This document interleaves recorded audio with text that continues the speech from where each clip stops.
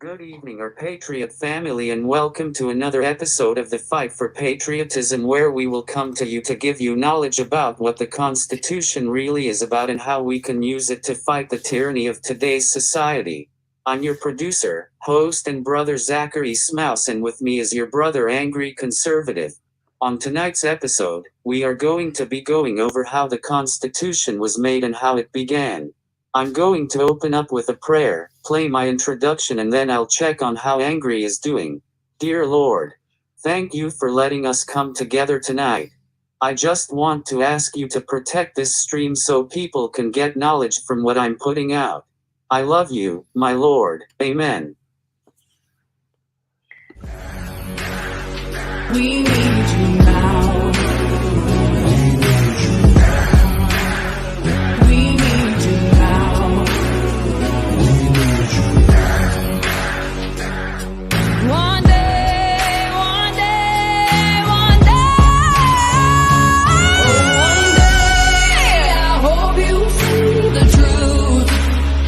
This puppet show stays on because of you. We've been dancing with the devil way too long. I know it's fun, but get ready to pay your dues. Oh God, come back home. This crazy world is filled with liars and abusers. Need you now before we're too far gone. I hope one day they finally see the truth. God, we need you now.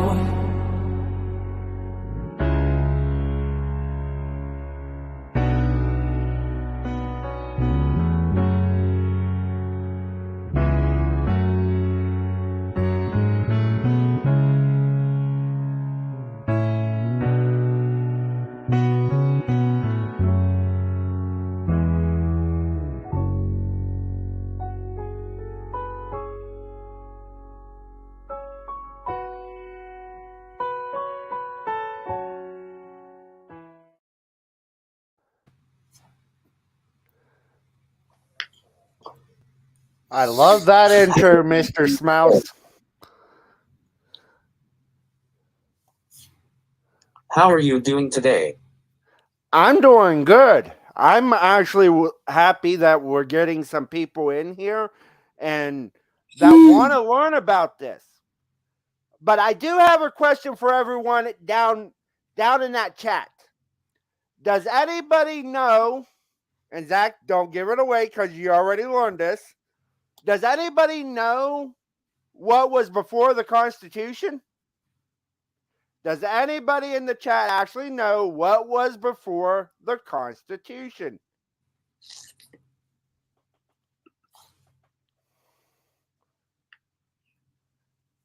Wild and wonderful West Virginia.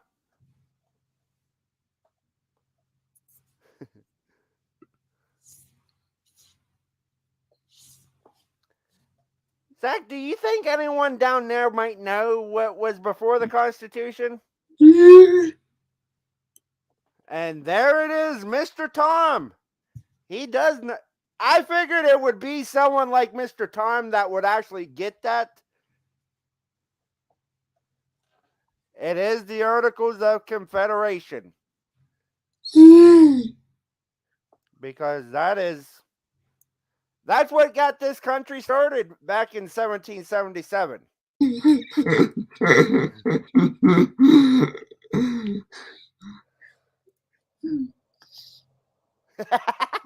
Fuck, dude, that's just not right. But it's funny. It's funny, but it's not right to say that.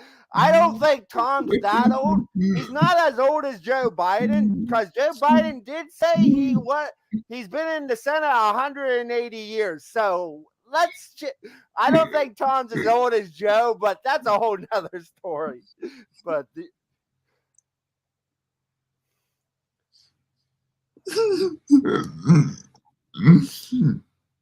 I can't. But I figured. But Zach, I figured it would be like someone like Ghetto that would say something like that about Tom. I didn't think Bug Dude would say something, but it is what it is.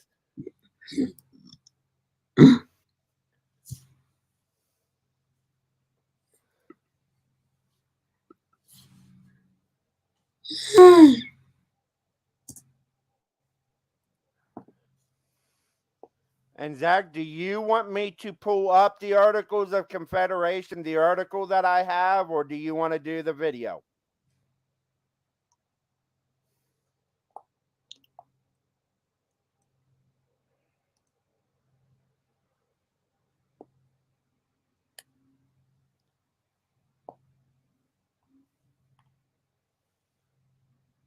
So I'm going to play a couple of videos. All right.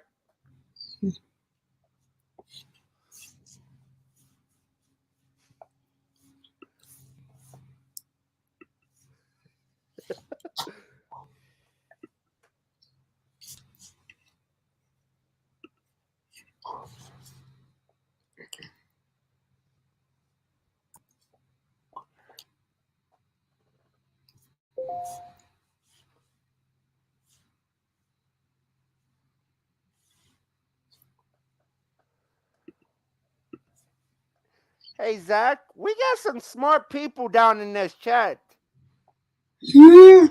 And let's go with a more perfect union. That would always be a good thing.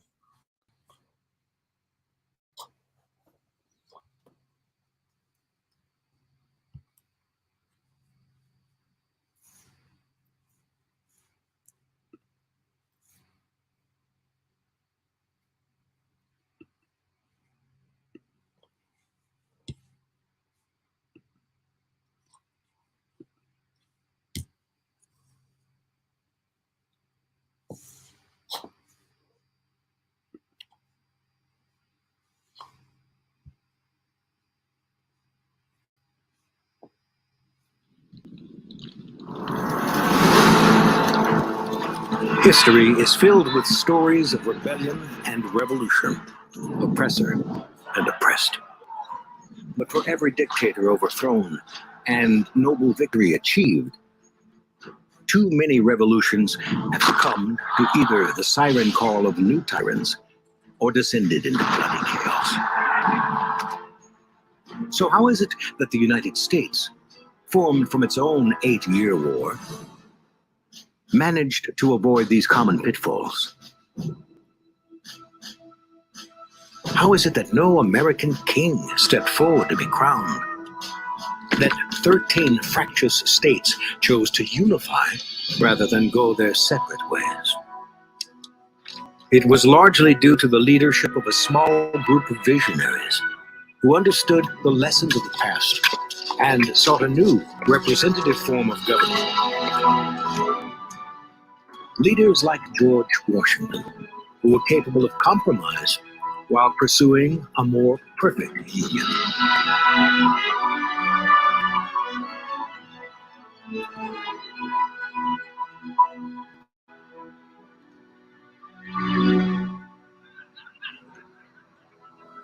The American revolutionaries declared that government existed to protect fundamental rights, and when those rights were violated, that government could be overthrown. But what should fill the void? A government made too powerful could lead to tyranny, but without power to protect the rule of law and the liberties of the people, anarchy. The trick was finding the right balance. During the War for Independence, the colonies had united under the Articles of Confederation. The bond formed under the Articles was weak at best. The Confederation Congress had no power to tax or coordinate foreign policy. The states, retaining much of their original sovereignty, even had their own separate currencies. Though the Americans had secured their independence under the Articles, it was increasingly evident that this weak government was no match for the diverging interests and priorities of the individual states. It was a union in name only.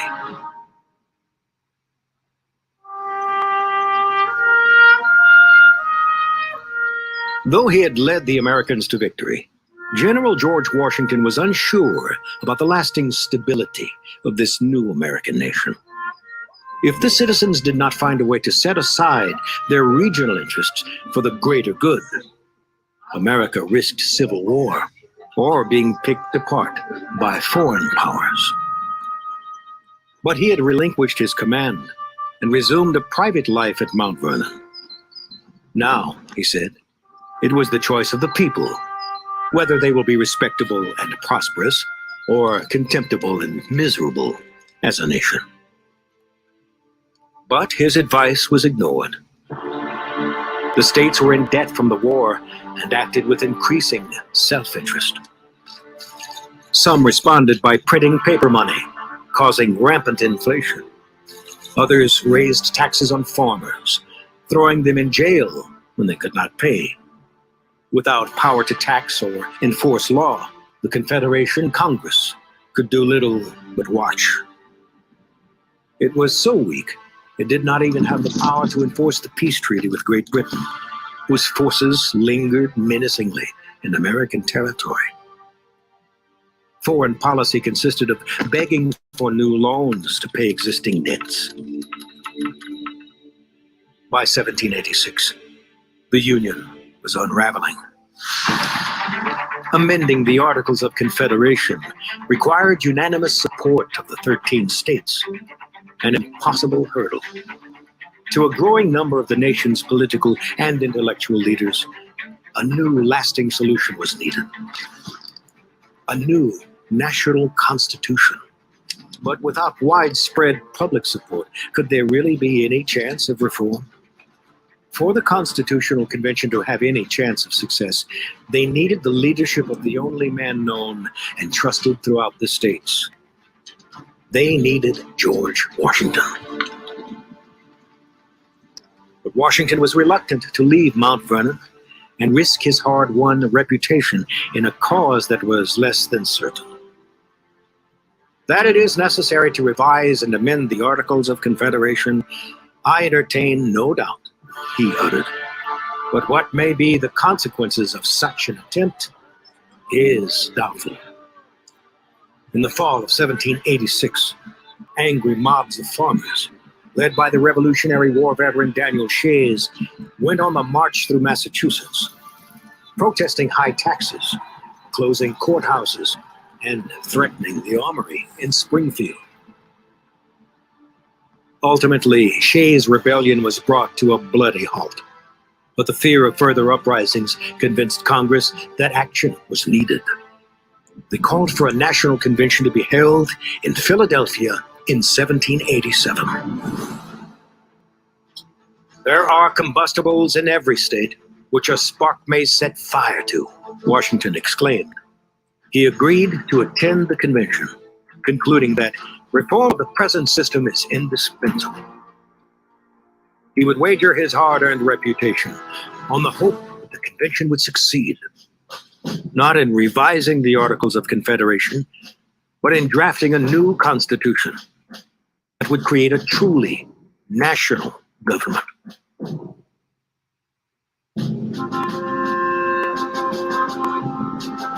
Throughout May 1787, delegates from all over the Union arrived in Philadelphia. Luminaries like Benjamin Franklin and rising stars like Alexander Hamilton were in attendance. There were 7 former governors, including Virginia's Edmund Randolph, and jurists like Pennsylvania's James Wilson. And there were relative newcomers like James Madison. Eventually, 55 men would serve at the convention. And chairing this body, George Washington. Together, they had won the war. Now, they needed to secure the peace. Foreign powers had predicted the American experiment would fail. This convention sought to prove the world wrong. The delegates agreed that they would write a new constitution. It was risky. They were only authorized by Congress to suggest amendments to the existing Articles of Confederation. To proceed, they would work in secret, Windows were shuttered despite the summer heat, and oaths of secrecy were taken. It was thanks to James Madison's diligent note-taking that we even know what took place. There was little unity over many of the most important questions confronting the delegates. Smaller states, which had enjoyed equal representation in the existing government, feared they would lose sovereignty to the dominance of the larger states. Delaware's Gunning Bedford warned that the small states would find some foreign ally if their autonomy was threatened. The larger states wanted representation based on population. James Wilson reminded the delegates, "Can we forget for whom we are forming a government? Is it for men or for the imaginary beings called states?" As the debate went on, 2 delegates from New York walked out, believing the convention had exceeded its mandate. If others left, the convention might collapse. Overseeing the debate, Washington grew anxious for a solution. Then Roger Sherman of Connecticut arrived with a proposal. It would come to be known as the Great Compromise. Sherman proposed a legislature split into 2 bodies. One would allocate representatives based on a state's population. The other would treat states as equals. Here was the birth of the House of Representatives and Senate. The Great Compromise broke the deadlock between large and small states, but left them with a new, troubling question.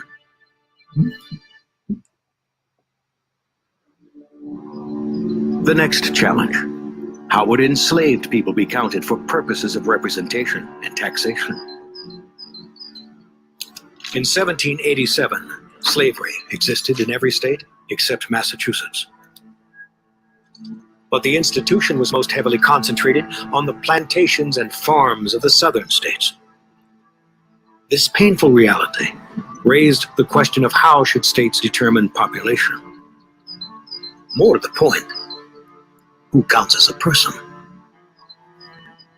The southern state delegations, led by Charles Pinckney and Pierce Butler, sought to have slaves counted as part of their population, even though they were considered to be property by their owners. The southern delegates threatened to oppose any actions that would limit or constrain slavery. In the extreme. Some northern delegates were incredulous. Once again, faced with the threat of a mass defection and a doomed convention, the delegates reached yet another compromise. They agreed to count all slaves, for purposes of representation, as 3/5 of a person. Looking back through time, this 3/5 decision looks like a moral failure. But to the delegates, many who assumed that slavery was already fading away, this compromise was deemed necessary if the Constitutional Convention was to have any chance of success. Of course, what the delegates could not see is that this new Constitution left millions in bondage and failed to extinguish the slow fuse that would ignite in bloody civil war 70 years later.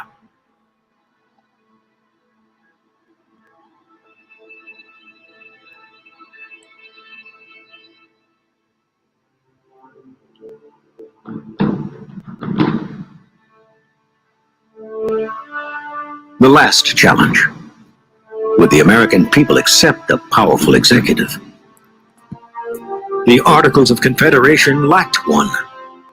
Each state could overrule the others. There was nobody to transcend states' interests and represent the nation's. Hamilton and Madison argued a powerful national leader. So basically the Articles of Confederation was a big part of how we're formed. By the way, Angry, let me know if the video plays if I go full screen.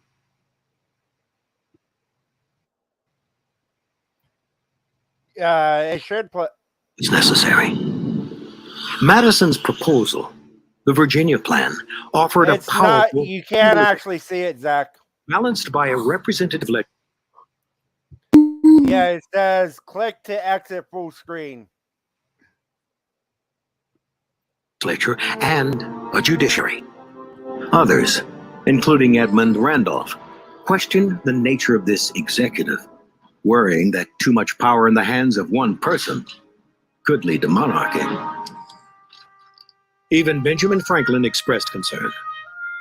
Though he expected Washington would likely be the first to serve as the chief executive, he worried that nobody knows what sort may come afterwards. But in the end, the proposal for a single executive carried, based largely on the hope that one man would lead the new government: George Washington.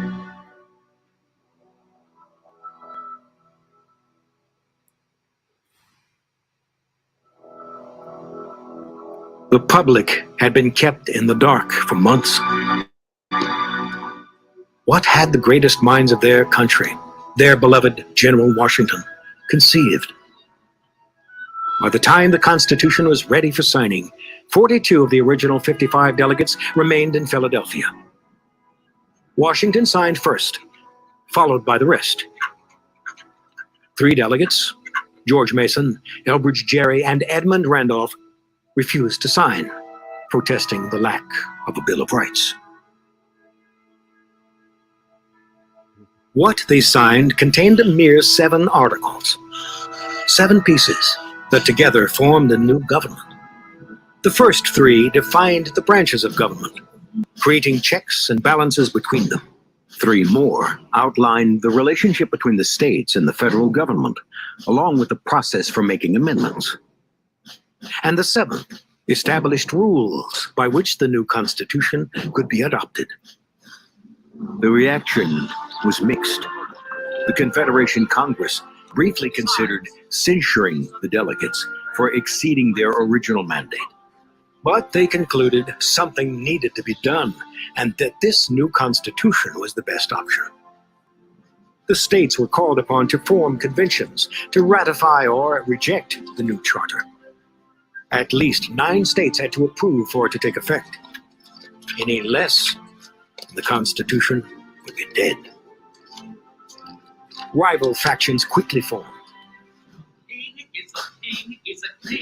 Wants to keep us all together. Some favored the new Constitution as a necessity. They became known as Federalists. Others, like the patriot Patrick Henry, were skeptical. The Constitution had no guarantee of individual rights, like a free press and protections against unlawful prosecution. And they feared the executive could become a tyrant. The whole of Europe has been within that space for hundreds of years. Together, they were known as anti-federalists. In states where federalists held sway, ratification came quickly. Delaware was first, voting unanimously in favor on December 7th. 5 more states followed over the next 2 months. But 6 states were far from the 9 required. Even worse, the largest and most powerful states, New York and Virginia, were deadlocked. Could there really be a United States without New York and Virginia? In Virginia, Patrick Henry and George Mason were the most vocal opponents of ratification, fearing its lack of safeguards for individual liberty. James Madison, with the quiet support of Washington, argued fervently in support of the Constitution. 2 more states voted to ratify. Just 1 was needed for the Constitution, the new federal government, to be born. Who would be the 9th? Could New York be convinced to ratify? Could Virginia? Or would the United States be born in pieces? Would Washington suffer the indignity of seeing his native state reject the Constitution he worked so hard to conceive? On June 25th, 1788, Virginia's votes were cast. It was 2 days before the news reached Mount Vernon. Virginia's convention had compromised. They asked that a Bill of Rights be added to the Constitution, and they had voted to ratify by a margin of just 10 votes. Unbeknownst to them, Just 4 days earlier, New Hampshire had become the 9th state to ratify. They had ensured the United States would be born. Now, by its vote, Virginia had ensured the United States would live. Though he had remained publicly silent in the debate, the public's faith in George Washington's role at the Constitutional Convention played a vital role in Virginia's ascent. "Be assured," wrote James Monroe in a letter to Thomas Jefferson, that Washington's influence carried the government. The new government now a certainty. And with the endorsement of Virginia, the remaining states, including New York, voted in favor. Rhode Island would be the last holdout, joining the Union in 1790. After ratification, the question now turned toward just who would lead this new government. It seemed a foregone conclusion that George Washington would be its first president. He had presided over the Constitutional Convention. He was trusted, beloved. Many had agreed to support ratifying the new charter because they believed Washington would assume a leadership role. But he was eager for a life of tranquility at his Mount Vernon estate. Letters from leaders throughout the states began to arrive, urging him to reconsider. No other man could bind the fractious nation together. Duty overcame desire. To deny the call, he realized, would see the country shipwrecked in sight of the port. He decided he would re-enter public life if the voters wanted him. On April 14th, 1789, the answer came by way of a messenger from Congress. It had taken several months to complete the tally. George Washington had been elected president by a unanimous vote of the electors.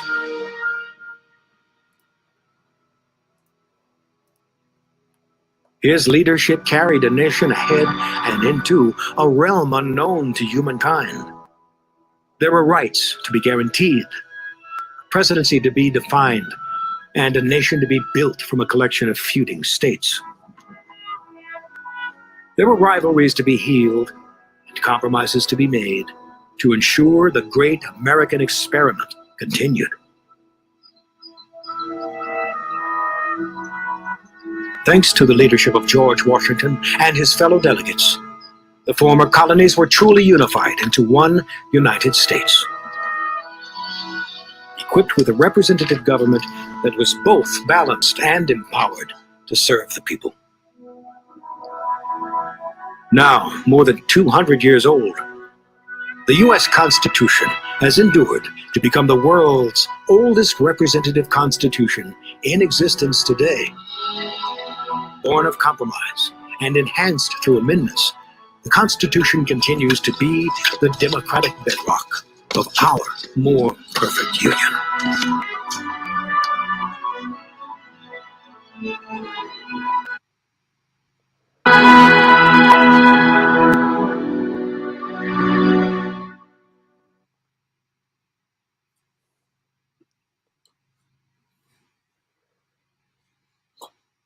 Good job, Zach. Good job with that. And Zach, I did put it in private chat because I am not a mod on your second channel.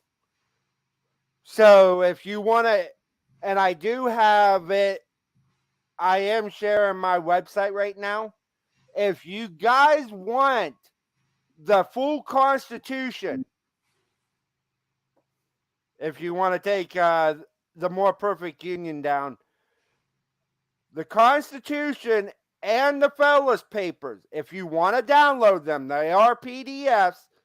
I have both of them on my website. So you can go over to my website, which is angryconservative.net/PDF. And you guys can have, the Constitution's only 19 pages long, which is a little surprising. You would figure it would be more than that. But yes, I got both of them on here. That is the Constitution, and the one underneath of it is the Federalist Papers. So with what they were talking about, both of those things are very good information about our Constitution, the way it is set up, and everything that is supposed to, how this country is actually supposed to be ran. So, yeah. So if you want that, go over to my website and you can get it. And I think Zach is about to put it into the chat if you guys want to go. Because I want to make sure you guys have that at your fingertips.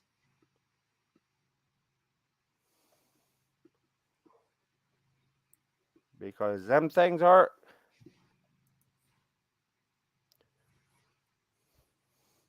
Zach, I got a question for you. Do you think our Constitution is the most important document in this country? The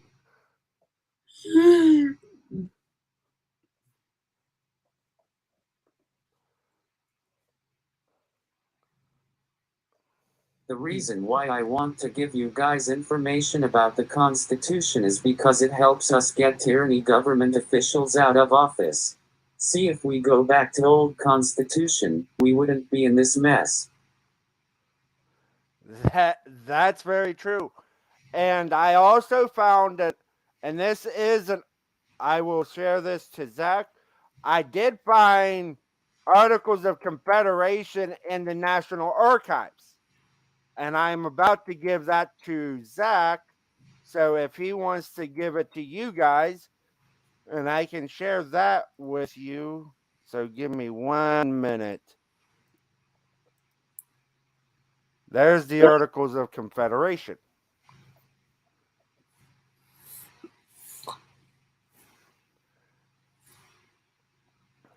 And it gives a little brief synopsis of the articles and everything else.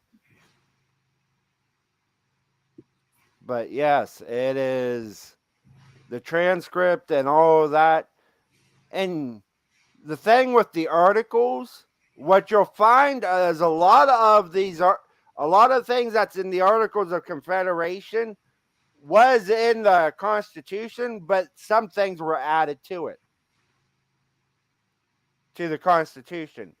And that makes these documents are very important to knowing how this all started.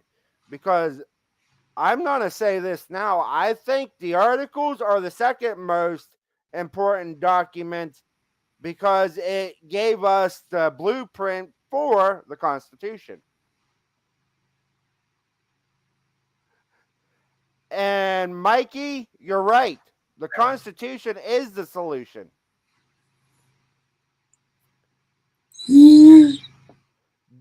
And Zach, do you want the video that I shared with you, the 56-minute one, or do you want to go on to something else?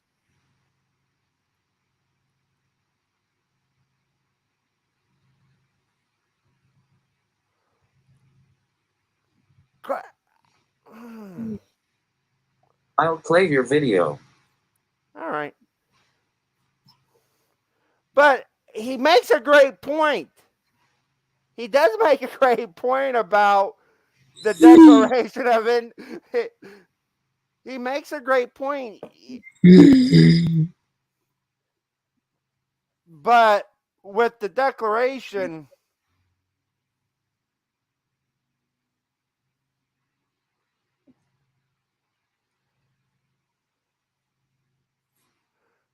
yes, Tom, the Federalist Papers are very valuable too. And that's why when I get done with the one that I'm doing on Sundays, I'm also going to do the Constitution, but I'm going to go a little different way than Zach is. I'm going to include the Federalist Papers along with the Constitution. I'm going to do it a little differently than Zach. But we do need, I appreciate Zach having me up here. So I will take that off. And Zach, do you want me to pull up the video or do you want to pull it up?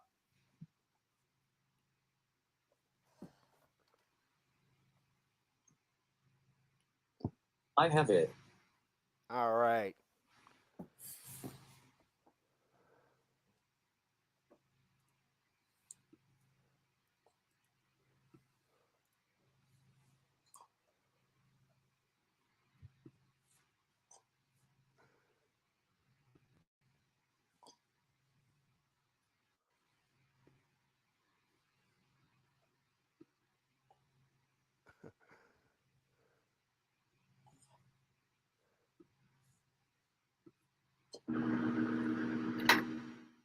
So this is the third of 4 lectures on the revolutionary period that I'm going to give. I often forget to tell people who I am because I recognize so many of you. My name's John Foster. I'm an adult information services librarian here at the library. I have a PhD in European history I have a PhD in history from the University of Washington. My specialty was Europe. If you watch TV on Saturday mornings in the 1970s, 1980s, you heard this lovely little song. We the people, in order to form a more perfect union, establish justice, ensure domestic tranquility, provide for the common defense, promote the general welfare, and ensure the blessings of liberty to ourselves and our posterity to ordain and establish this Constitution. And it's funny, like I can now just, sometimes I'll find myself reciting the preamble to the Constitution. Zach, I'm going to ask you this. Did you hear that when you were growing up? Was that something you heard? Because when he started singing it, I was like, that takes me back to school in the 1980s. That was funny. Because I have not watched this video, but how many down in the chat remember that song? How many people actually remember that song? Because that was actually kind of fun. And I also remember one about how a law is made.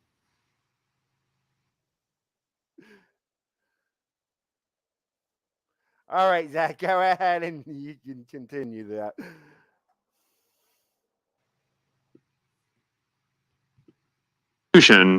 Just randomly, I wish I could play this because it has a really lovely little tune that goes with it, but it's a really kind of a useful thing. If you're going to remember anything, the preamble to the Constitution is a pretty good thing to remember because it really sets out some very important things about what they were trying to do with this document. As I got older, I remember having this argument with my dad about how the country didn't live up to this, that there was a difference between what was said here and things that happened. And he said, yeah, of course, there's always going to be. But the point is that it's aspirational, right? This is what we're trying to do. And sure, we don't live up. That's the way human beings are. We have ideals. We don't fulfill them necessarily. But we always have this sort of hanging out as a thing that we're supposed to be doing and a way of sort of checking ourselves. Are we really living up to the idea that is what we're doing institutionally? I mean, okay, provide for the common defense. That's a pretty straightforward one. But promote the general welfare. What does it mean to promote the general welfare? And we've had a long sort of national conversation, an ongoing conversation about what that means that stretches back to even before the Constitution itself was actually promulgated. In 1787, the Revolutionary War had been over for 5 years, roughly. The United States basically at this point was a confederacy. Prior to the war, the various colonies had really operated as sovereign states, and they were very jealous of their sovereignty. I mean, they had started in different ways. They all had their own legislatures. They all had their own political cultures. There was a very rough kind of regional separation so that the northern states, New York, Massachusetts, Connecticut, Rhode Island, New Hampshire, Maine, which for a long time was a part of Massachusetts, had one sort of culture. And the southern states, now you notice that I didn't mention Pennsylvanians because a lot of times when things got tough, the southerners say, well, probably Pennsylvania will come with us, which is an odd sort of thing to think as things turned out. But basically everything south of the Mason-Dixon line, which is the northern border of the state of Maryland, for those of you who don't know. Maryland, Virginia. Virginia at this point went out to here. Later that became Kentucky. North Carolina, which sort of controlled the area that became Tennessee, South Carolina, Georgia. And the rest of this is controlled by Spain. And this was a big a big issue at the time, which we'll get to in a minute. But what happened sort of during the Revolutionary War was that a lot of the leading politicians, so the Continental Congress had been formed, they decided in the course of trying to prosecute the war that what they needed was a document that was going to allow the several colonies to operate as a single unit. And this was the Articles of Confederation, which were debated in Congress between 1776 and 1778, and finally sort of ratified in 1781. And the Articles of Confederation are a really interesting and little remembered document at this point. Basically, it was just a good deal for the country as it was structured then. One of the things, I love this line, this is from Article 4. To better secure and perpetuate mutual friendship and intercourse among the people of different states of the Union, the free inhabitants of each of these states, paupers, vagabonds, and fugitives from justice excepted, shall be entitled to all privileges and immunities of free citizens of the several states. So what it did was, essentially said, the central government is going to be able to be the arbiter of war and peace, and it's going to be able to sign treaties that everyone is going to have to more or less abide by. But it didn't really, it left some gaps, and partly this was because of the fact that it was sort of put together in the course of trying to fight this very complex war against the British. The states were very interested to defend their own sovereignty. And the idea that states were individual countries was something that had real currency in the United States even through the 1860s, as when the Civil War broke out. A number of, there are quotes you can read, particularly from Robert E. Lee, about Virginia being his country as opposed to, Robert E. Lee was offered the generalship of the Union armies and turned it down. Military forces under the Articles of Confederation were to be raised and controlled by the states. There was to be minimal standing army. So once again, this is something that the American colonists were very nervous about in terms of how they were going to organize themselves, because what they didn't want was an army running around being able to sort of step on their rights and liberties. But it quickly, or fairly quickly after the end of the war, became clear that the Articles had a number of very pronounced weaknesses. One was taxation. No taxation power was built into the Articles of Confederation, so that the federal government could requisition funds from the states, but the states would, it wasn't exactly voluntary, but there was no power to compel states to pay. This was a fairly considerable problem. First of all, because the United States, in the course of fighting the war, had contracted very large debts, some to foreign banks, to practically anybody who would lend them money. I mean, this was one of the sort of enduring problems of the United States fighting or the colonies fighting the Revolutionary War, or the War of Independence, was trying to find somebody who believed enough that they would at some point be paid back to actually lend us money. But also they put out bonds, basically. And so there were a lot of bondholders in the United States. If you ever read Charles Beard's The Economic Interpretation of the Constitution, this is a sort of an older book, and there's been a lot of debate about it. People have a little bit moved on from his ideas, but his view basically was, if you want to understand why the Constitution was what it was, look at who the country owed money to. And basically his argument was that it was that the Constitution was basically promulgated in order to ensure repayment of bondholders, which is a somewhat jaundiced way of thinking about it, but there you go. Taxation became a fairly considerable problem, in the sense that, number one, central government would say, well, we want you to pay these taxes, and you cannot pay it in paper money. By the way, like, just for those of you who are interested in the kind of monetary theory, the reason that the government issues money, partly it's to facilitate trade, but partly it's so you can pay your taxes. Really, they're giving you a medium so that you don't have to spend your gold or whatever. This is why fiat money works the way that it does. This is more complicated than I'm just saying. But the federal government in this case, or the Congress, the Confederacy, the Confederate Congress, basically said, you cannot pay us in your paper money. You have to pay us in actual specie. And this was a big problem, because specie was in fairly short supply. One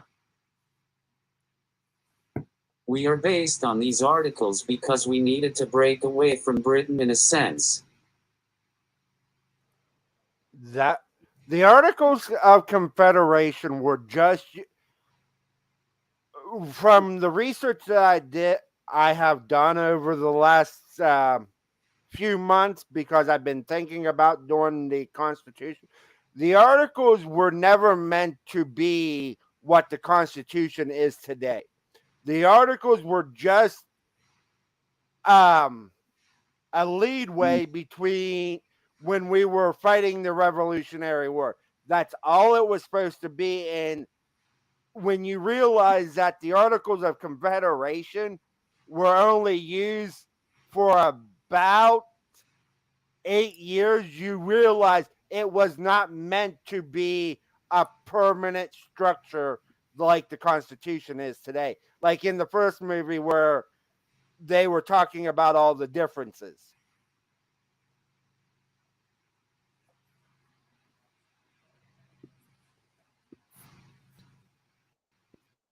Great difficulty that I had after independence was that the British, well, okay, fine, we're not going to be at war anymore, but we're not going to allow you to operate transatlantic carrying trade.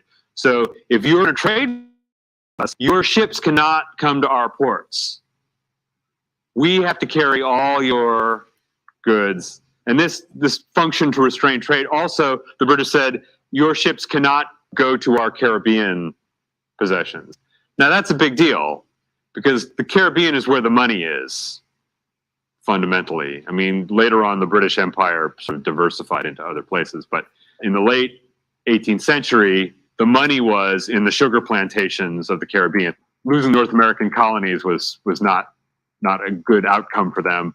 But, you know, losing Barbados or whatever would have been a much bigger deal because a sugar plantation is a real money spinner as long as you can have access to slave labor because it's extremely unhealthy.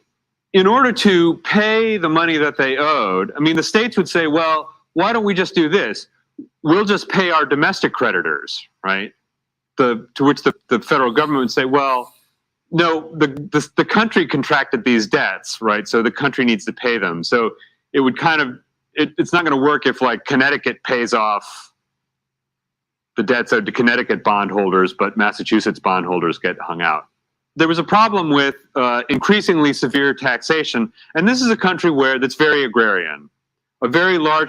Now, one way that it's very different than Great Britain is that a much larger proportion of people, something like 80%, had real property, had land. You have much more actual land holding. I mean, this is something that's really very different in the kind of like civilizational understanding of the world of Americans vis-a-vis British. So you have a nation of, to a great extent, farmers, and the states start raising taxes and being very aggressive about collecting back taxes.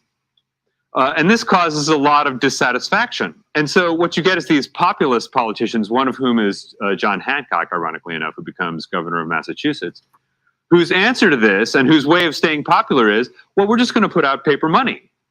Fiat currency systems get kind of a bad rap. People say, oh, well, inflation is inherent in fiat currencies, which is not necessarily true. There's a lot of scholarship about this that I won't bother going into, but this is not what was happening.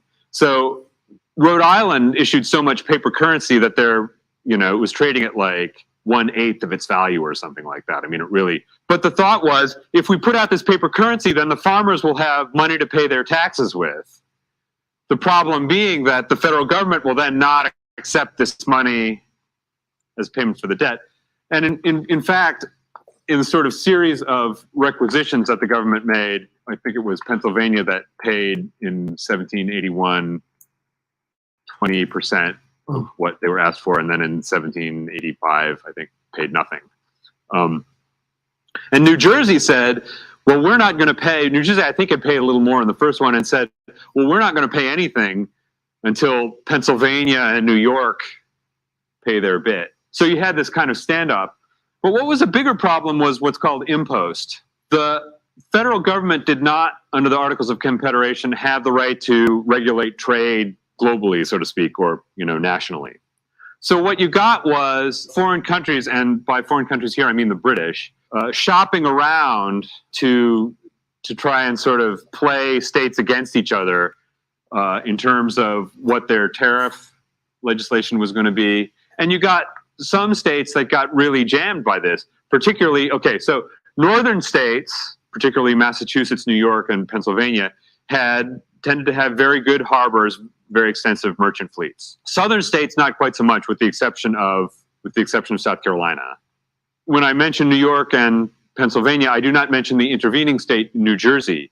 And New Jersey kept feeling kind of burned because they couldn't get in on the trade that New York and Pennsylvania was doing. So New Jersey started setting up tariff barriers against New York and Pennsylvania because they thought that they were leaking money because they didn't have a port in the way that Philadelphia or New York were major ports. So debt once again gets back to the taxation issue. What you have is a large number of people, particularly in the sort of agrarian population, who are having their farms seized. Starting in 1781, you start hearing some real grumblings. There was some disturbances in South Carolina, in the Tidewater part of Virginia, and also in Massachusetts, among people saying, well, we were kind of better off under the British, right? We weren't getting our farms seized. We didn't have this horrific taxation. This eventually breaks out in a rebellion in Western Massachusetts. It's now called Shays' Rebellion because of the leader.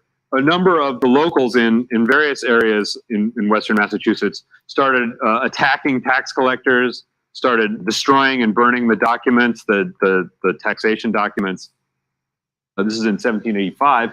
The federal government has a real problem here because these people are saying, there's a lot of talk that says, well, forget this liberal democratic system. Well, they didn't use the word liberal back then, but you know what I'm saying.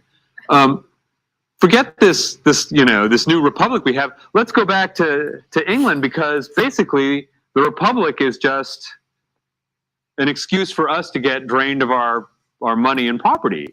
So the federal government has a problem. And number one problem is they cannot raise troops under the Articles of Confederation except to fight the Indians. So they engage in this weird sort of subterfuge where they say, yeah, there's definitely Indian trouble. We're going to raise 4,200 troops and head out. George Washington was involved, so was Alexander Hamilton. And we're going to go out and sort out this problem with the Indians, the native people, as we call them now. And nobody really hiccuped at this because they knew that it had to be done, right? So they end up going out there, and it all ends pretty peaceably. Shays flees to Connecticut, and eventually is kind of rehabilitated. There's a sort of an amnesty later on. The sort of collective effect of this was to illustrate to people in the sort of political classes of the country, people like Monroe and Madison, Adams, Jefferson, Hamilton, that the Articles of Confederation were not going to work in the long term. Hamilton, Madison are very concerned that the country is going to fly apart. George Washington writes in a letter, if we don't come up with a sort of solution to this, then the republic is done for. And all the things we fought for are going to go away. So we need to come up with some sort of way of organizing ourselves that's going to work on a kind of a long-term basis. So the most burning issue is the trade issue. And they decide they're going to have a meeting in Annapolis. It happens from the 11th to the 14th of September, 1786, at Mann's Tavern, which was a sort of large complex of buildings. Like there's some other stuff there now. But they solicited representatives from all of the colonies. In fact, only representatives from New Jersey, New York, Pennsylvania, Delaware, and Virginia came. Now, this may seem like a small subset, except that Pennsylvania and Virginia are the two largest colonies by population.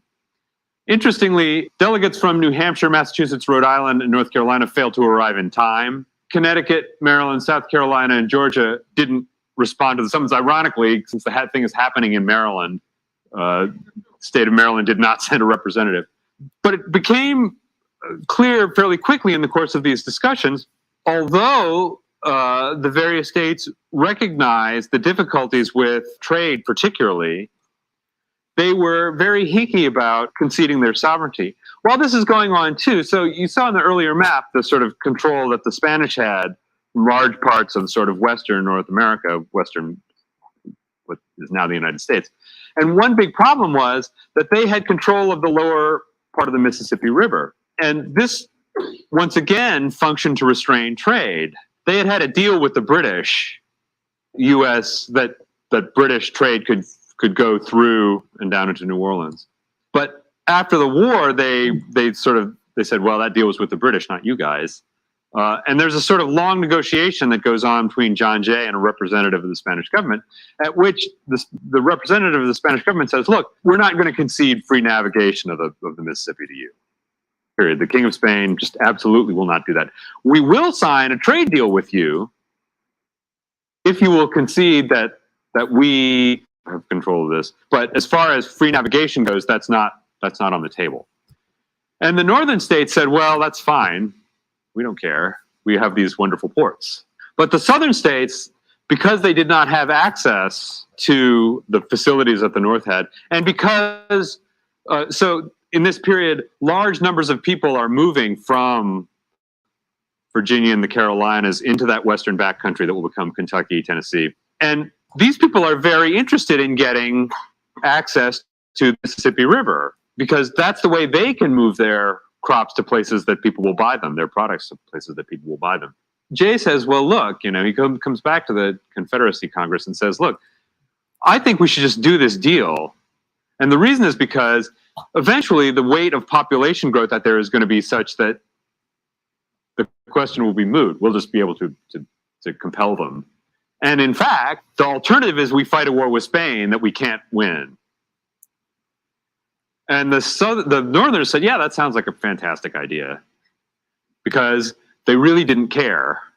I mean, it wasn't an important issue for them. But the Southerners, whose sympathies were with their sort of compatriots out in the bush, started accusing John Jay of, all sorts of every sin in the calendar, because they said, well, he's not defending the national interest. He's conceding to Spain the idea that we would not have free navigation of the Mississippi.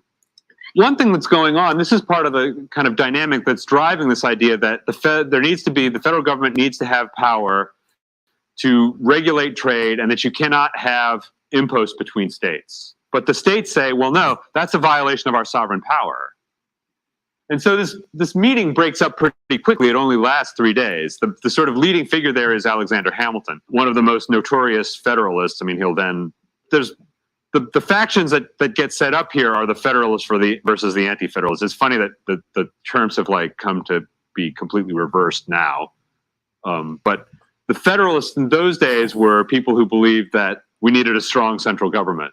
Now, if you go to the meeting of the Federalist Society and take this point of view, they will not be too thrilled about it. But then federalism was about strong central government, and Hamilton was such a sort of committed federalist that a lot of people thought, and by a lot of people I mean a lot of people in sort of political classes, thought that he was like a crypto-royalist, that he either wanted to sort of bring back, in connection with Britain, or set up a kind of monarchical system here, which is not true. Like if you read what he wrote, this was not what he wanted. But he really did think that you needed a very strong federal government. And he would later go on to sort of, if you look at the system that he proposes in the course of the Constitutional Convention, he really thinks, well, states, who needs them? Let's just have a strong federal government. And we can use the states as kind of like aggregators for sort of like political districts or whatever. But the idea that a state, you would view a state as almost a kind of its own sovereign entity, Hamilton thought that was an absurd idea. So this meeting breaks up in about 3 days because they realize that A, there's not enough people there, but B, there isn't the sort of readiness on the part of the states to concede their sovereignty. There's a number of things that go on starting in the early 1780s, attempts to reconfigure the Articles of Confederation. Part of the problem with the Articles of Confederation was if you were going to change anything in the Articles of Confederation, you needed 9 of the 13 states to agree to it. You needed a supermajority. You couldn't get 9 of the 13 states to agree that grass was green. So it meant that there was a very intensely conservative, and by conservative I mean allergic to change sort of dynamic built into the system. And Madison in particular keeps sort of promoting this idea that we're going to have a sort of trade agreement. They keep trying to sort of do it in various different ways. And it keeps getting sort of rejected. And so finally they say, look, like, we need to have a kind of convention where everyone shows up and where we have a serious discussion about the problems with the Articles of Confederation. So they decide that they're going to get together. They send out invitations. They're going to meet in the Pennsylvania State House in Philadelphia in May of 1787.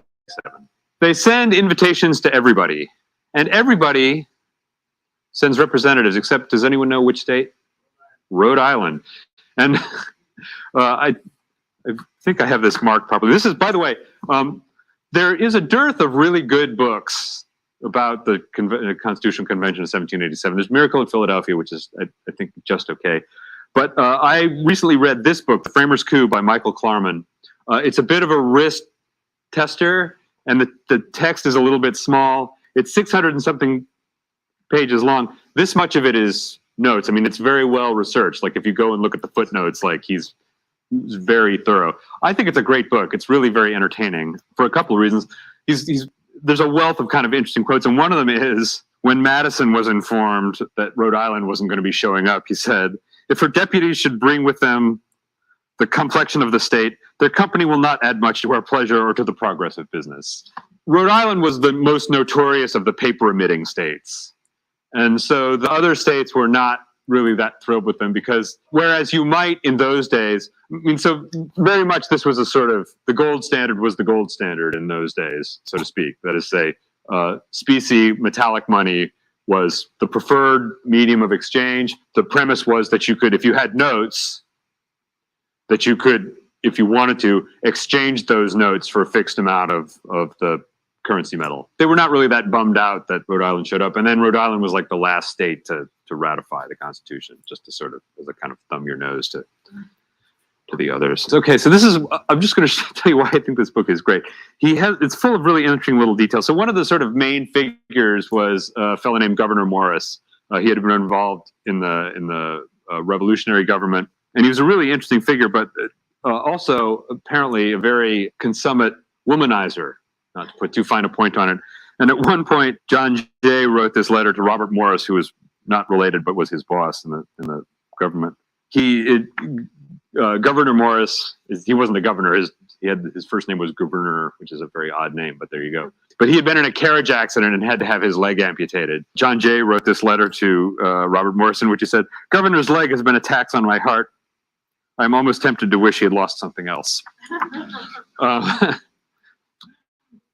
So anyway, Klarman records like lots and lots of interesting little tidbits like that, which I think makes this book a really good one. So they get together, and the sort of premise is, well, we're going to fix the problems with Articles of Confederation.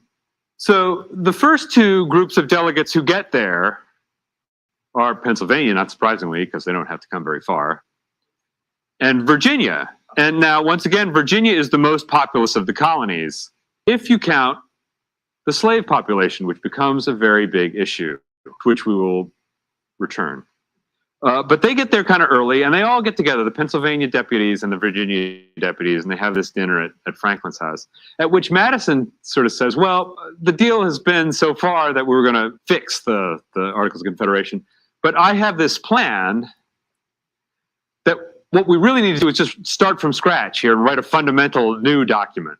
People were actually remarkably sympathetic to this, although there were some very profound doubts about doing so, and we'll get to why in a minute. Just to sort of back up for a moment, they had finally, after a lot of hemming and hawing, gotten George Washington to chair the first, to be the chair of the convention. And for a long time, he had said no. And there were two reasons. One was he was the head of an organization called the Order of Cincinnatus, the Order of the Cincinnati, who were Revolutionary War veterans. And it was also, or their descendants. It was officers, yeah, correct.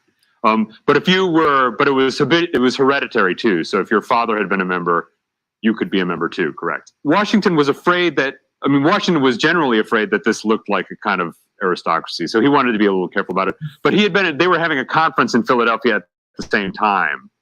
And he had said, they had asked him to attend, and he had said no. So he didn't want to show up to this and then look like he was snubbing them. But he also was very Madison was sort of telling him what he thought the deal was going to be through intermediaries. And Washington was like, well, I don't think that's going to be successful, and I don't know if I want to be associated with it. He was finally sort of convinced, you occupy this, like it or not, you occupy a certain position in the national understanding of things. And we need to have you there because otherwise there's no way this works. I mean, the chances that this work without your participation, so you've just got to suck it up and go. And he finally, very late in the game, I think he didn't agree to come until maybe sometime in February 1787. But he shows up for the thing. So the first quorum doesn't happen until the 25th of May.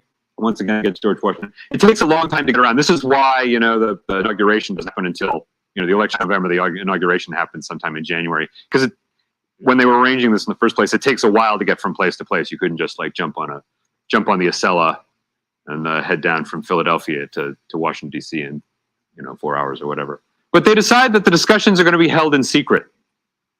And there's a minority among the deputies who say, well, wait, that's not cool. For a moment. If we're going to be talking about a new founding document for the country. Does anyone know why they would want to keep this? Why they would want to keep this secret? Does anyone in chat actually know why? Why do you think they would want to keep this a secret? Zach, do you have any ideas why they would want to keep this secret from the public?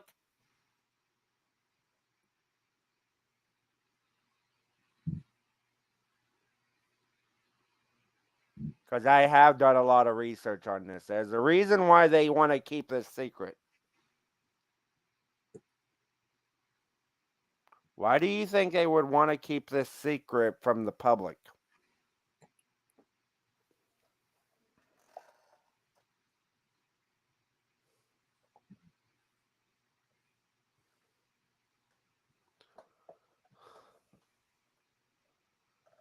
And I'm trying to see if anyone down below would in the chat knows that answer, because it's a very easy answer, but most people gloss over it.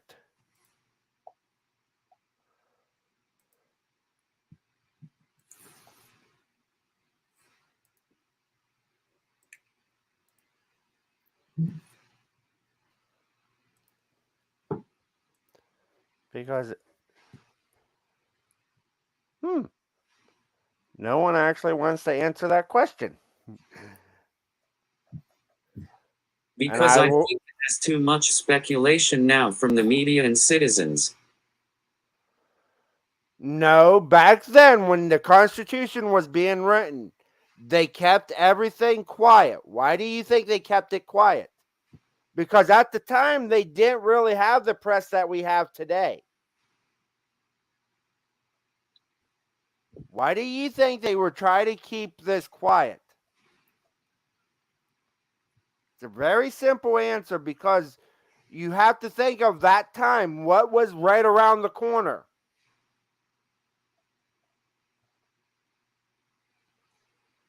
Guardsmen, you're right. They were still fighting the British.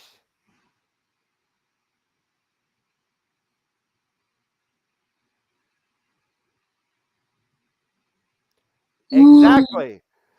Exactly. If you want to put Guardsman's answer up, the British were still here, and they had to keep everything a secret until they wrote that Constitution to give everyone a new thinking. Because that is but yeah, they kept it secret so they could get the Constitution in place. But you can continue when you're ready to, Zach.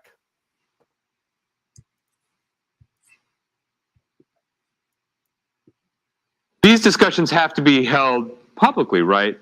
To which Madison says, no, we're going to be sort of voting on ideas. And if it happens in public, that means, we may reconsider them later. And if you voted one way, it's going to make it very hard for you to reconsider it later down the road. So the rule is nobody is allowed to talk to the media, so to speak, about what's going on in here. It's just going to be, we're going to have these debates, and people we're going to have them as secret because we want to have people be free to change their mind if that's what they're going to do. At the dinner at Franklin's house, Madison starts discussing what he calls what comes to be called the Virginia Plan. The Virginia Plan involves bicameral legislature, that is to say 2 houses. The Confederation Congress only had 1. In the lower house, they hadn't come up with the names for the houses yet. I mean, I think that the idea of calling it the Senate didn't come in until the sort of later on, and in fact doesn't come until they sort of work it out a little further. But in the lower house, it's going to be, there's rotation in office. That is to say, you can only serve, I think, for 3 years of any 6-year period is in the proposal. You can be recalled. Representation is going to be proportional. There's some debate about whether representation is going to be proportional to the population or to the tax contribution of the state. The issue of representation based on the proportion becomes an issue later on, as I mentioned, because of the issue of the slave population. And that there's going to be sort of checks and balances among the sort of various parts of the government. And this is a plan that appeals to the larger states, right? To Virginia, to Pennsylvania, to New York. Why? Because in the lower house, at the very least, they're going to be the most powerful because they have the largest populations and they're going to be the largest, the states making the largest tax contributions. So William Patterson, who's one of the representatives from New Jersey, offers, in the course of the discussions, an alternative plan. A unicameral house, that's one house. Interestingly, Franklin really loved this idea. Franklin was didn't like the idea of a bicameral house because he thought it looked too much like the British House of Lords versus House of Commons. Each state would get 1 representative. What happens is what's called the Great Compromise or the Connecticut Compromise. We'll get to that in a minute. There were other plans being offered. One was by Alexander Hamilton, bicameral house. The federal government would have veto power over all laws promulgated by the states. And it essentially involved eliminating the sovereignty of the states to a very great degree. And this is very much commensurate with Hamilton's idea about political organization. Hamilton was very much into a sort of unified executive power structure. And then there was what's called the Pinckney Plan, proposed by Charles Pinckney from South Carolina, a bicameral house, president appointed by Congress, but sovereignty resides within the states in the Pinckney Plan. What happens to sort of get the 2 sides together is what's called the Great Compromise or the Connecticut Compromise. The idea of this is there's going to be a lower house where states will be represented in proportion to their population, and then an upper house where each state will have 2 representatives. That will be the Senate. The name for the Senate, I think, only comes around sort of toward the end of the process, but that's what it was. Once this gets proposed, you see a sort of very pronounced change in the atmosphere of the Constitutional Congress because a lot of the smaller states get on board for the project. A lot of the small states had been very hinky about this project to begin with. But once you say, okay, we're going to have this upper house, everybody gets 2 representatives in it, everybody gets 2 people in it, then that means that they can't get overborne or that they have some defense against getting overborne by the power of the larger states. So how is this going to get organized? Well, it comes up pretty quickly when you start talking about the representation on proportion of population is the issue of the slave population. And this is an issue with a very pronounced regional flavor to it. So this is the estimated population of the colonies in 1780. Here in the northern colony, you find a population of 1.2 million, 1.3 million roughly, 53,000 blacks, whereas in the south you find 1.33 million, 500,000. Yes? Probably by the tax rolls, I would guess, but I'm not exactly sure how it was compiled, I have to admit. So this is a 1790 census, and one thing you'll notice here is that they distinguish between the the slave population and the free non-white population, and that really became an issue. So what you see is in the north, a population of 1.8 million and 40,000 slaves. So the slave population is 2.1% of the population. In the south, population is 1.9 million with 654,000 slaves. The proportion of slaves to in the population runs pretty steadily at about 34% up into the 1840s. And interestingly, so there was one sort of subject of discussion at this time was like whether the slave system is going to continue or whether it's going to go away. And if you look, so I'll just show you this. This is the 1820 census. Once again, 34%. The proportion has remained exactly the same. Although the population has gone from, in the South, has gone from 1.9 million to 4.4 million. The number of slaves has kept pace. South Carolina between 1800 and 1820, I think, imported 40,000 slaves. A lot of the northern states say, well, these people aren't voters, right? So why is it that you get to count them? And the southern states, well, said, well, you know, they are part of our population. So the compromise that they come to is more than slightly revolting, but really got the job done in this case, which is that slaves will count as 3/5. An individual slave will count as 3/5 of a person. And this is, you know, thinking about it in our sort of more civilized way of thinking is a pretty revolting way of looking at a human being. And in fact, like, if you look at the reality of the slave system, 3/5 was in a weird way kind of overvaluing. I mean, given the way those human beings were actually treated. You know, if you've watched the Ken Burns documentary, that there's a very profound interview with that was recorded with a guy who was a freed slave, and he said, you know, like if I thought I was going to go back and be a slave on one of the big plantations, I'd just kill myself because, you know, you're not even a dog. You're worse. You're in a worse condition than that. The sort of northern states were willing to compromise and say, and go along with this sort of 3/5 idea. Now, later on, so there's a kind of a debate that goes on, and I'll talk about this more when I talk about the federalism, the Federalist Papers and Hamilton and the ratification, which is lecture number 4. You know, at a certain point in the 1780s, early 1780s, Patrick Henry gives this sort of speech in the Virginia House of Delegates, in which he says, like, one of the big things that happened in the South was slave patrols. Like, so the whites in the South were afraid that they were going to be killed by their slaves, not surprisingly. And so there's a big debate that goes on about. Hey, Zach, pause it for a minute. Because I want to tie something in here. Around, in including the Second Amendment. I want to ask everyone, what's this sound like? With what they're talking about, with the compromise, with the 3/5 compromise, what's it sound like? That's something going on right now.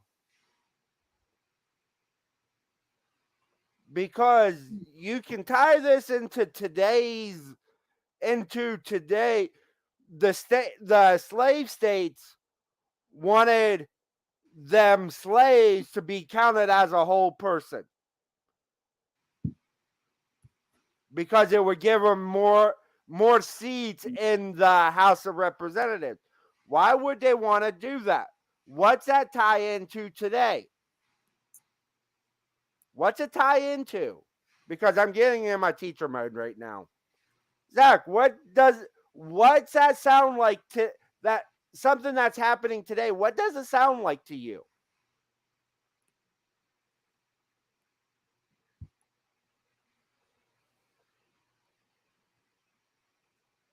Because you can tie this into something that's going on today. Exactly, Tom. Exactly.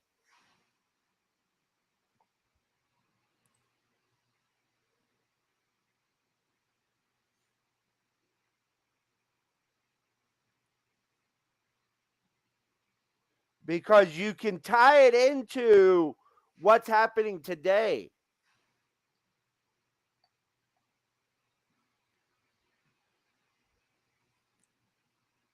Because you have to think about that. it's very, with what was happening back in the 17 and 1800s, sounds like a lot of stuff is repeating itself today. But Zach, go ahead and go, because I don't think we have much longer with the actual program. I think we're over halfway through here. And hello to everyone that just came in. Want to get them.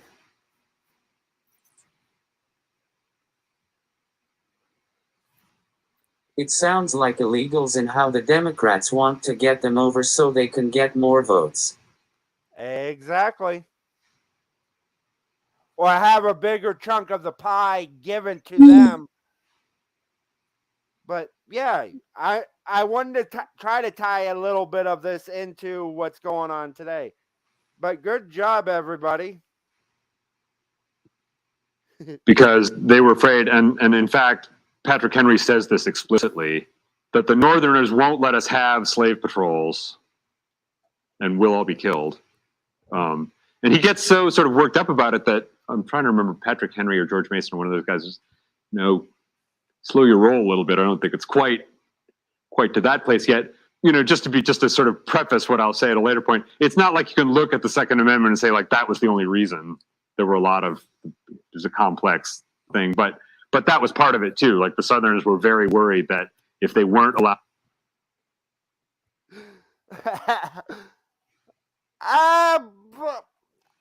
Tom,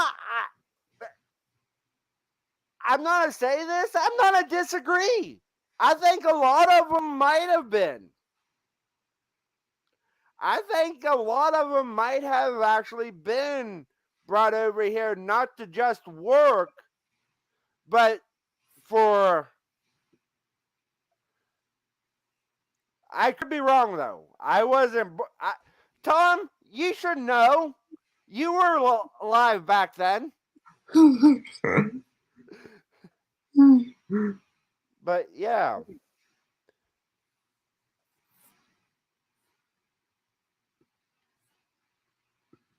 Have slave patrols, because the Northerners, it's interesting too that the Northern view towards slavery was not, for most people, predicated on the idea that blacks were equal to whites. But they thought that slave owning was just kind of bad for civilization. And you see Hamilton in his debates with Jefferson. Hamilton and Jefferson really hated each other. I mean, really profoundly hated each other. So that Jefferson formed a newspaper which was predominantly centered on printing bad things about Hamilton. And Hamilton, at a certain point, through sort of mutual friends, when Jefferson is in Paris, knows that he's brought Sally Hemings with him.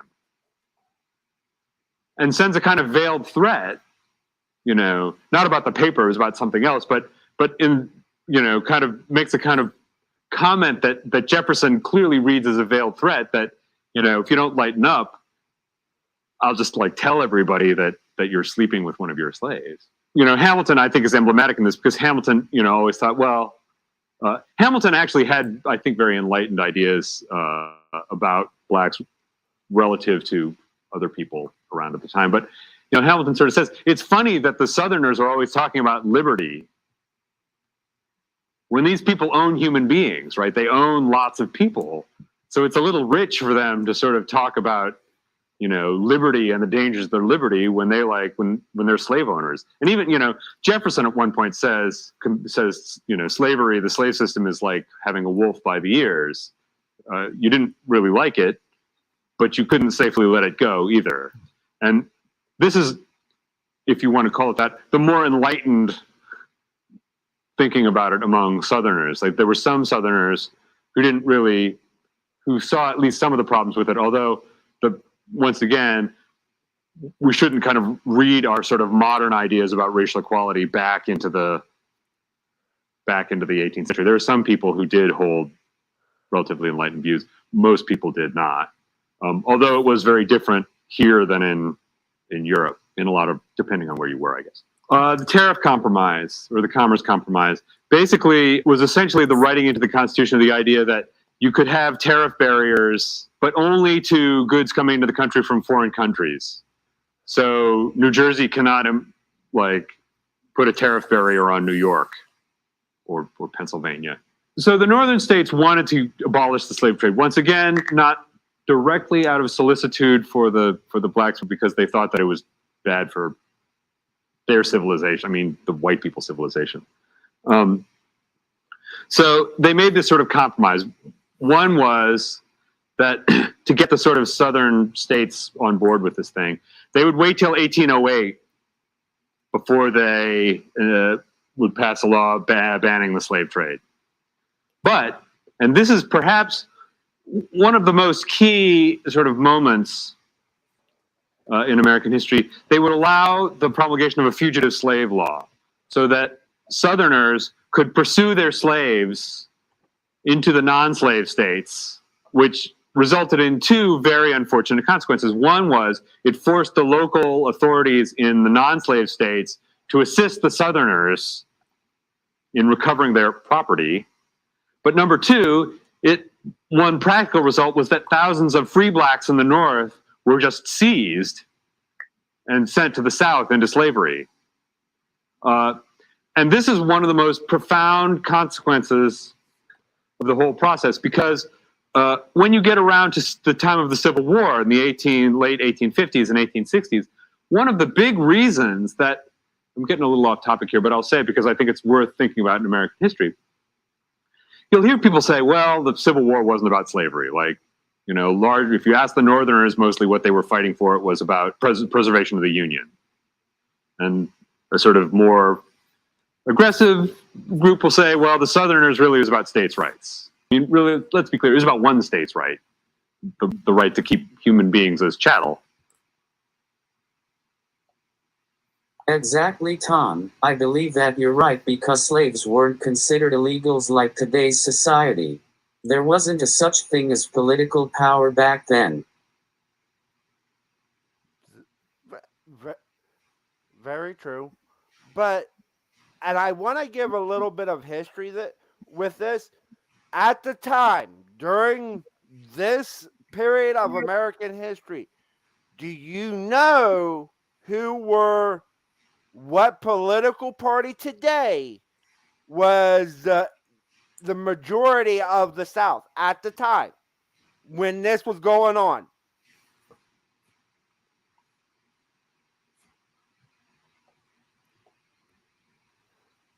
And I'm talking about what we have today. What political party was actually controlling the South from Virginia Democratic. down? Yeah. It was the Democrats at the time. So you need to keep that in mind. Think of how all of this ties into what we're seeing today. And go ahead, Zach.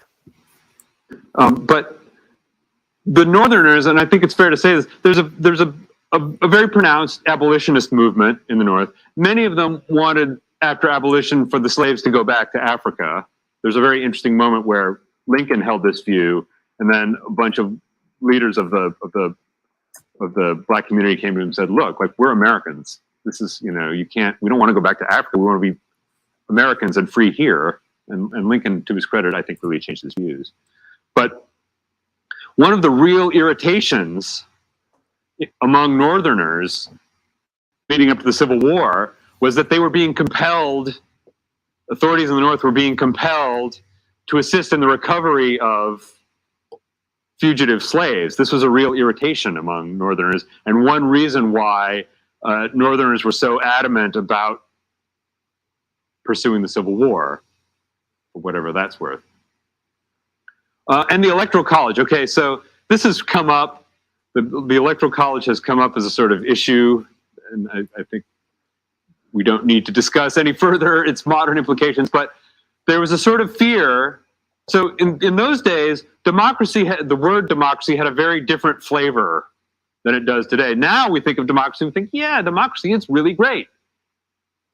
Back then, democracy really meant, had a sort of flavor that was a little closer to anarchy, right? The idea that, I mean, there's a very funny moment sort of in the English Civil War, where in the New Model Army, where Cromwell and his sort of Ireton have come along and said, well, you know, the people need to rule England. And then a bunch of levelers in the new model army came along and said, yeah, that's great. You know, we think that, and Cromwell, they have a meeting at Putney Church, and Cromwell said, well, you know, when I meant the people, I didn't mean you. I meant us, like the sort of better class of people. But so the Electoral College is basically developed as a sort of way of blunting the force of the unpredictable masses. And let's be clear too. So what's going on here, what's going on in North America, what's going on in the United States is a sort of wager on a new form of government and a new civilization, right? Like really, if you look around Europe at that time, this is the age of absolutism. You know, we're not too far along from Henry XIV or Louis XIV saying, you know, the state is me, which he may or may not have said, but the reason why it sticks around as a quote is because it's very consonant with the idea of absolutism. Like the state is embodied literally in the person of the king. This is why, you know, in King Lear, Shakespeare, when the king goes crazy, like it's storming on, because he physically is the state, right? The English are a little peculiar in this sense because they have a kind of constitutional monarchy, which is pretty unexampled. You know, if you look at the sort of states of Europe at this time, much less anywhere else. But even given that the framers are willing on the idea of elections, they still want to kind of limit it by adding in this layer of protections against the people doing something really, you know, loose. I mean, Hamilton, I think, is once again, yes. Please do. No, not at all. So, just real quick, the free fiscal was used before. Right. Yeah. Taxation. Yeah, you're certainly right. The irony was, at the time, the Southerners didn't like the free fiscal. Now they like. Right. Yeah, you're absolutely right. You're absolutely right. Slave trade originally, the original compromise was 1800 for importation. Right. It got changed at the end by Rutledge and his guys from South Carolina. Right. And the Electoral College was really more about protecting against one state or one area dominating the electoral election event. And so that was really what was in Washington. One of Washington's biggest concern was going to the convention, was getting back into public life. Right. He felt he had promised he was not doing that when his first exit in his first farewell address, when he gave back his reins to Congress as the head of the army. Sure. Yeah. Yeah. No, I think that's true. I mean, it is true. Once again, you have like people like Hamilton who are very not convinced that, or sort of more interested in the idea of that people who know how to run things should run things rather than.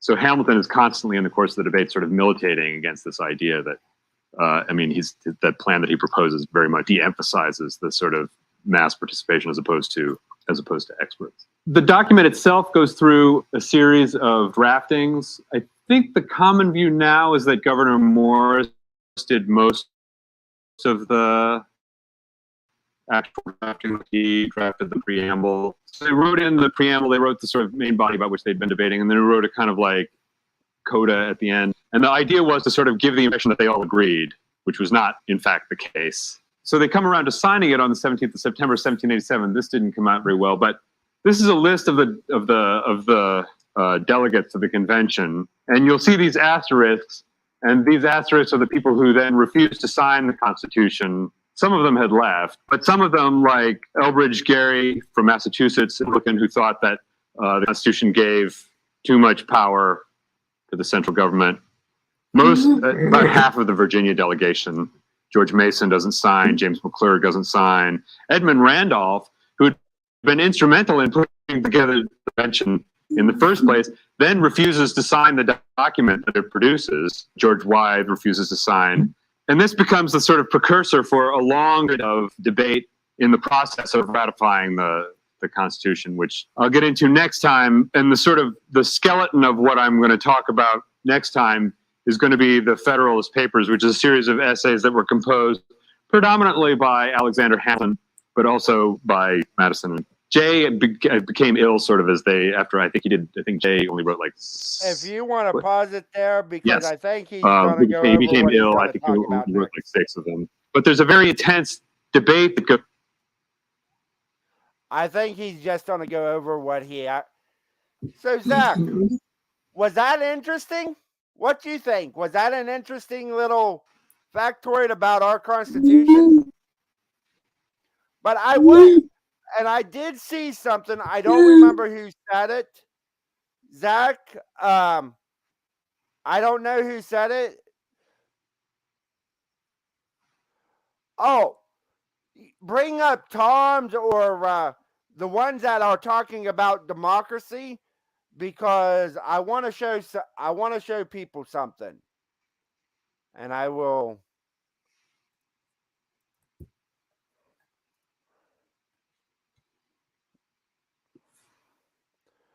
True democracy is 2 wolves and a lamb voting on what. In a representative republic, the lamb is armed. And the reason I'm going over this is the definition of a democracy. This is the definition, is what most people go by.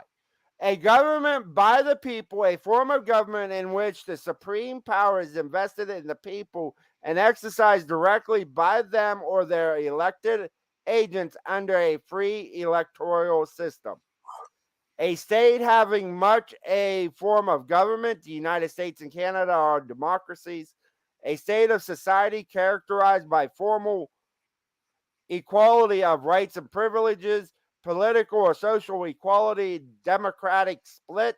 The common people of a community as distinguished from the privileged class, the common people with respect to their political power. That's what when people say a democracy, that's what a lot of them will go back to, which that definition is correct, but most of the time they do not mean it that way.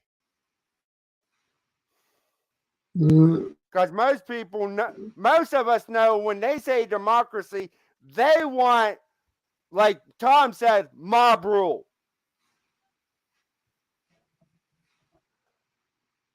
Sorry about that. But Zach, what do you think? Do you think, is our democracy going to crap, or are we going to get it back on track?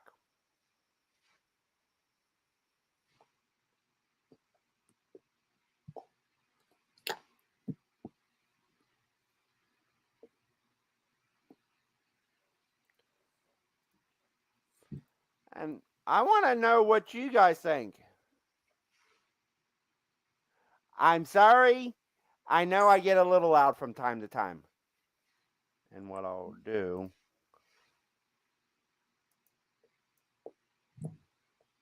I am turning me down. Let me know if that's better.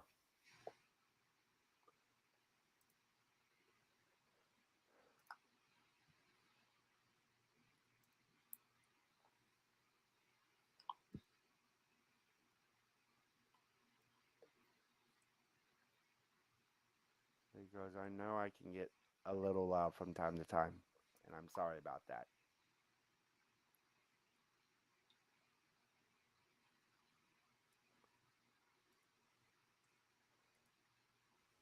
Today's government doesn't want democracy, but I'm really wanting to expose this so we can get the government back to the people. Very true. Very true.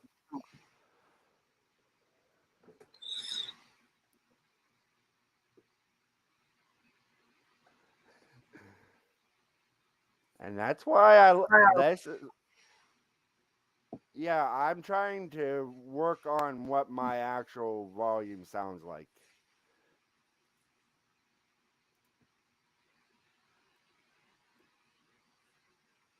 All right.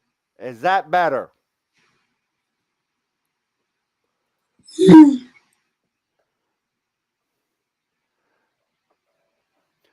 And Tennessee Ridge Runner, I think you're right. We are going down the biblical proportions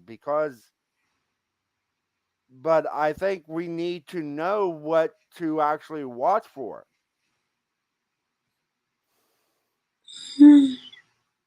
Because that's that's why Zach wants to do this with me. Because and Zach, I got a question. Next week, are we doing just the legislative branch, or are we going to do all three of them? I thought so we can give them a little spoiler for next week, next Thursday.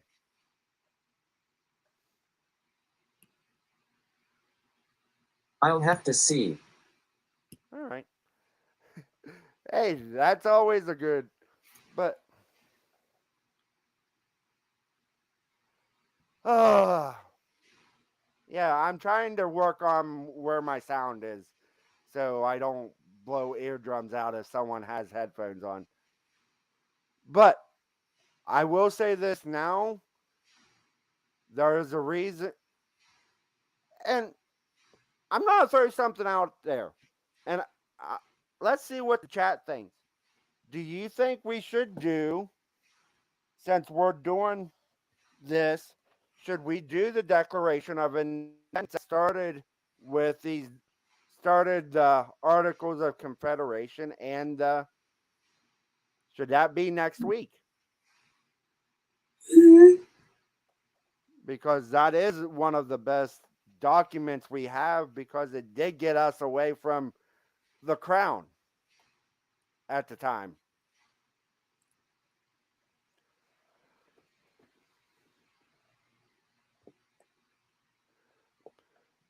And Zach, put thumbs up. I'm not going to say nothing. I just want people to actually see it.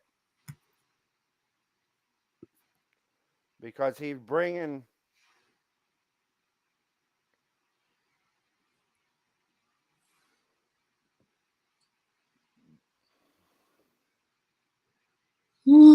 Hey, Crystal. But I don't have anything else. What do you think, Zach?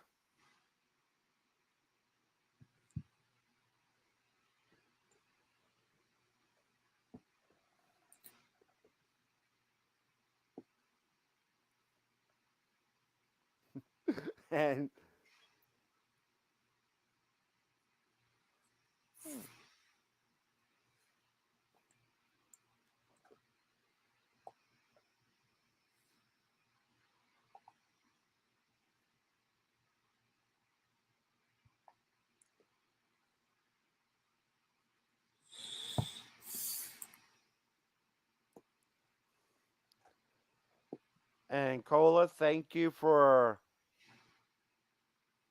the link.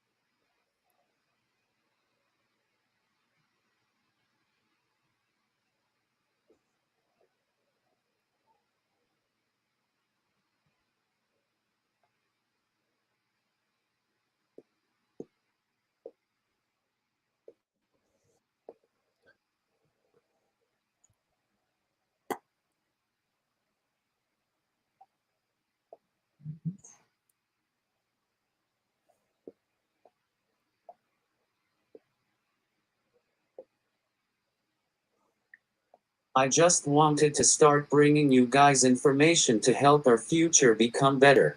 Next week we will dive deeper into the Federalist Papers. That's a lot of information there.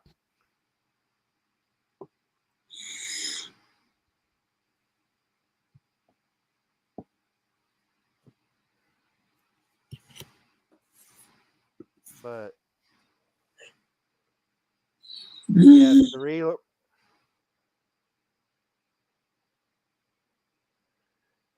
Devil Dog, you are a very smart man, and thank you for that. That would be another good topic to talk about. And Zach, I'm gonna make a suggestion. Maybe have him come up with us if he would like to join us. That would be him or Tom, because I think them two know a lot about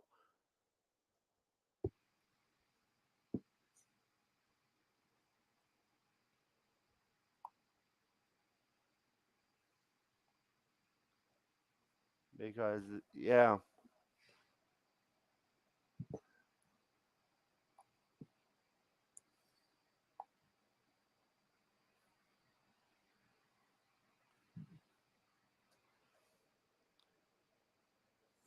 I'm really trying to get Devil Dog on Thursdays.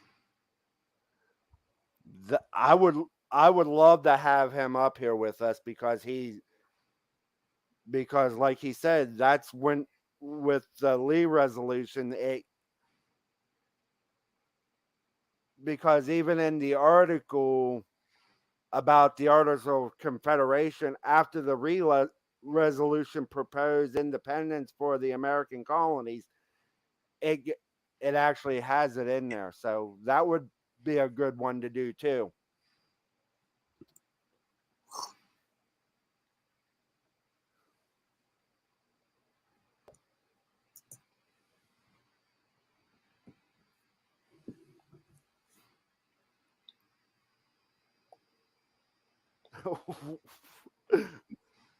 Now, Zach, do you want to handle John's question? Why is the Constitution not updated?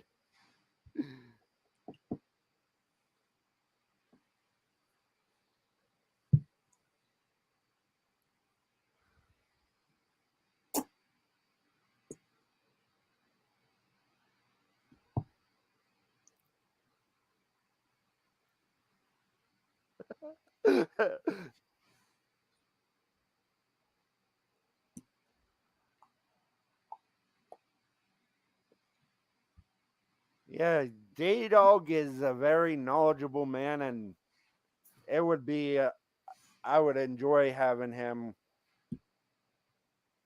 because he would. And John, I'm gonna answer your question with a question. Why does it need to be updated?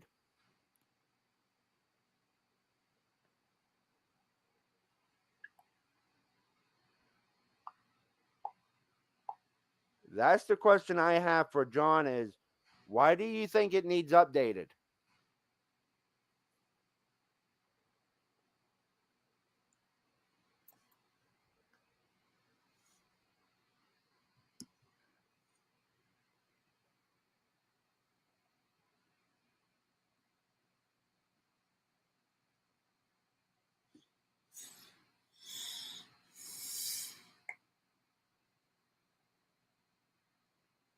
But with what the Constitution says today, why does it need to be updated?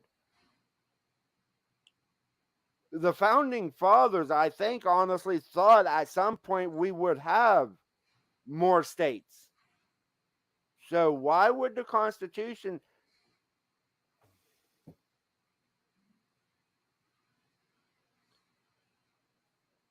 Because because the Constitution has been updated.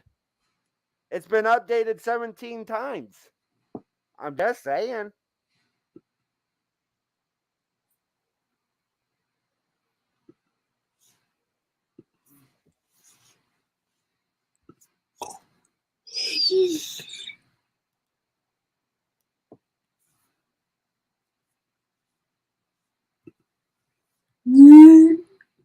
And hello, Panhandle Patriot.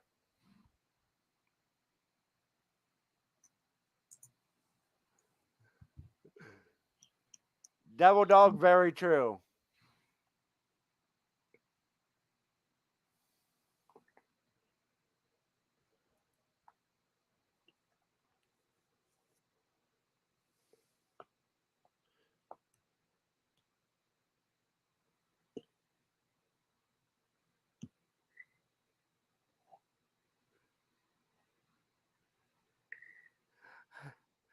Tom, actually, no.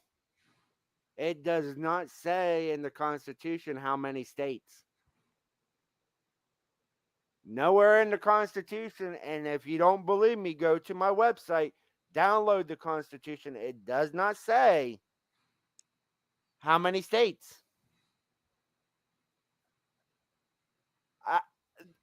That's what I'm thinking.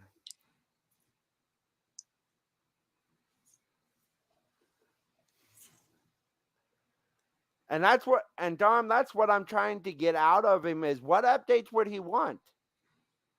What updates need to happen to the Constitution? Zach, do you think that the Constitution needs updated? All right.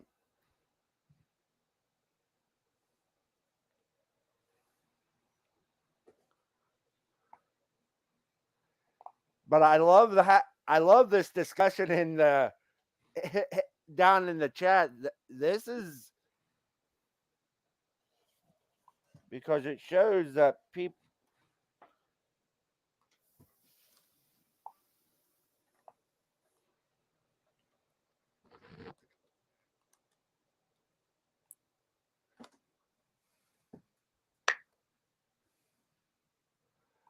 Bye, Devil Dog. Have a good night. But yeah, John? What updates would you like to see?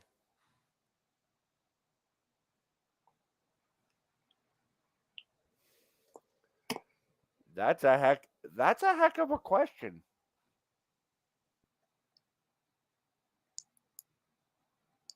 No, I want to actually hear what updates would actually you would like to see. I want to know.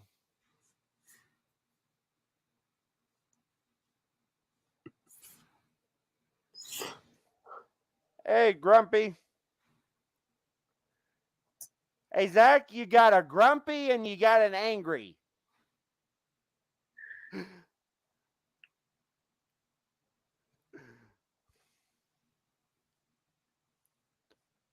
Because this is part of the reason why we're doing this is we want to know what you guys think. It gives us information on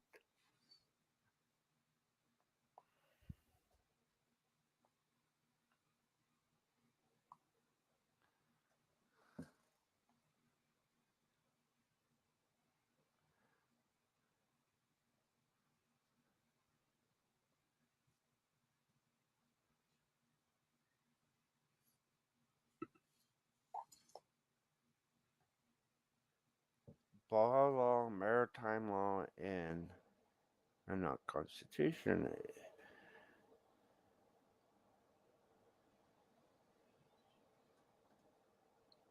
All right.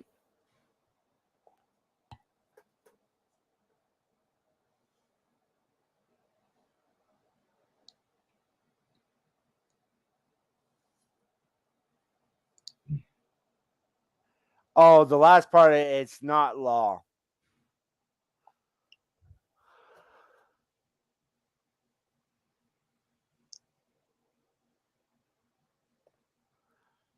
Because I want to know what people think. This is why because there might be some good ideas from people about updates to the Constitution. I'm not gonna throw everything that is everything's bad. Because I would love to see that we the people have the right to all the military equipment that's been given to other countries. That's something I would agree with.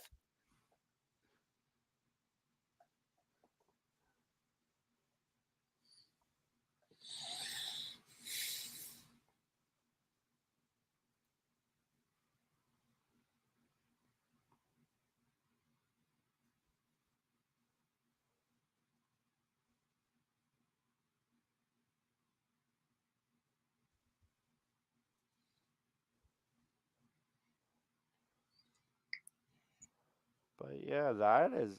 I would love to see what everyone thought about.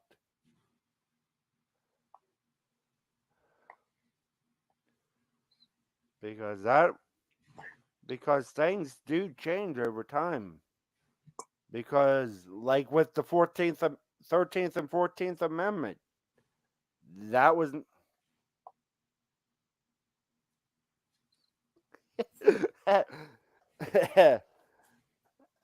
I don't want rich crazy.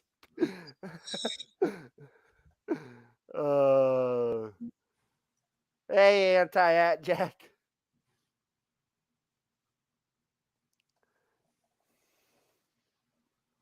What you think, Zach?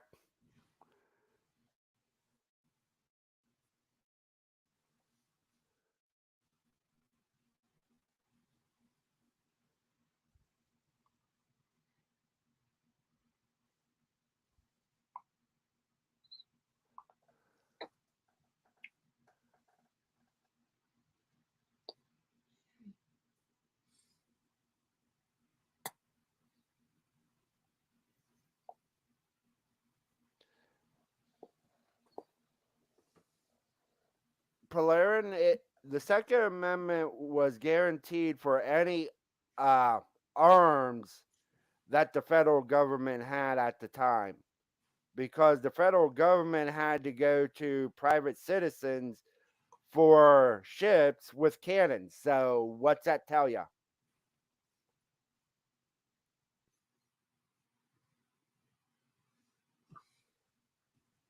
Go ahead. Well, hey family, thank you for coming and joining us to start learning about the Constitution.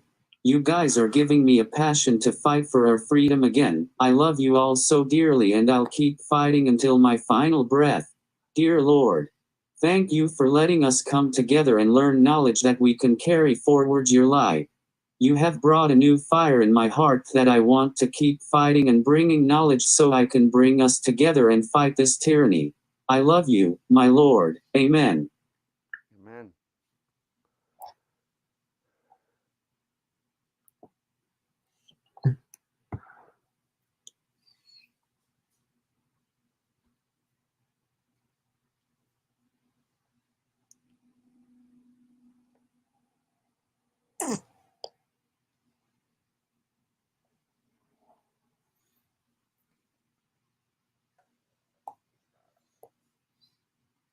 Any last words, Angry? No last word. Actually, I got one.